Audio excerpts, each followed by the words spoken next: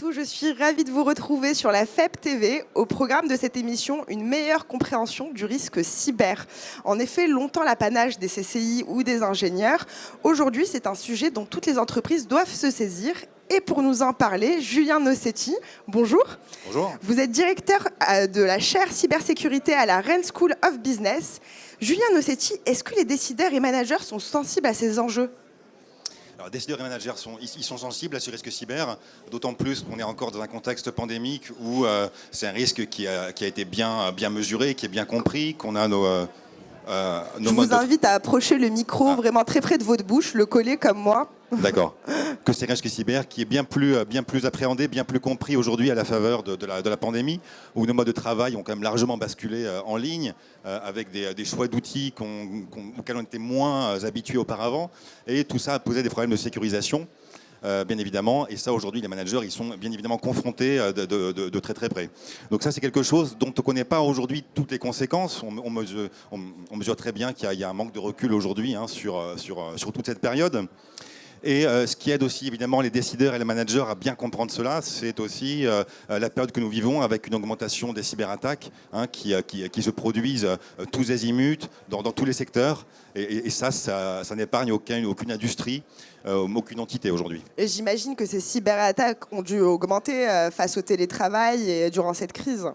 Elles ont très fortement augmenté. Et c'est vrai qu'un des principaux risques auxquels les organisations sont confrontées, les rançongiciels, c'est-à-dire des logiciels malveillants qui vont... Alors comment ça se déroule ? Qui vont geler vos données, en fait.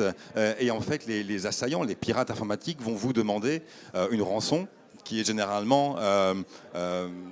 demandée en bitcoin, en crypto-monnaie. Et ça, c'est évidemment très nouveau, je dirais entre guillemets, parce qu'évidemment là, les décideurs, notamment des plus petites entités, PME, PMI, ne sont pas forcément sensibilisés à la manière dont il faut répondre ou éviter de répondre à ce type de menaces. Donc ça, c'est quelque chose qui est aussi très propre à la séquence qu'on est en train de vivre. Et quels sont les leviers à activer en tant que manager ? Alors, en tant que manager, en tant que décideur d'entreprise, il y a plusieurs outils, plusieurs, je pense, schémas à bien comprendre. Il y a d'abord un enjeu de gouvernance interne qui est très important, qui commence aujourd'hui à être bien mieux compris. Il faut être en mesure en fait d'anticiper tous ces risques, c'est-à-dire de ne pas seulement subir quand une crise cyber va survenir.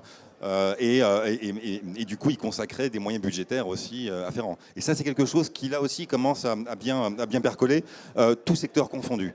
Il y a aussi un enjeu, évidemment, de formation au long cours des managers et des décideurs des entreprises, sachant que les technologies évoluent très vite, les usages aussi évoluent à un rythme insoupçonné, et que ça pose des enjeux très très clairs en termes d'adaptation, d'adéquation des profils en entreprise aux technologies.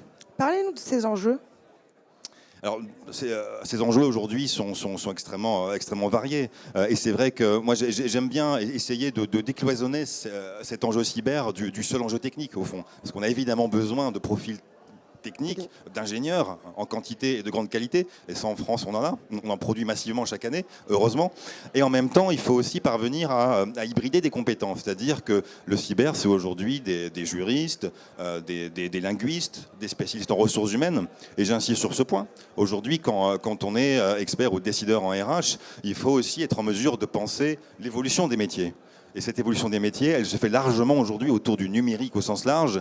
Et l'enjeu de cybersécurité est, à mon sens, au cœur aussi des transformations des métiers. Donc ça, c'est aussi un enjeu auquel les entreprises doivent pouvoir anticiper, penser, afin aussi de mieux répondre quand une crise cyber aussi survient. Et la formation pourrait pallier ces problèmes ? Alors, la formation n'est pas l'alpha et l'oméga, mais elle est au cœur évidemment des transformations numériques qu'on est en train de vivre. Et c'est vrai qu'aujourd'hui, des profils hors technique sont confrontés en fait aux besoins de mieux connaître en fait tous ces usages, et la sécurisation qu'ont fait nos outils numériques. Donc la formation est aujourd'hui en fait, si vous voulez, pour répéter, au cœur en fait de ces grands enjeux. Très bien. Merci Julien Nossetti pour cet éclairage. Merci à vous de nous avoir suivis. On se retrouve dans quelques minutes.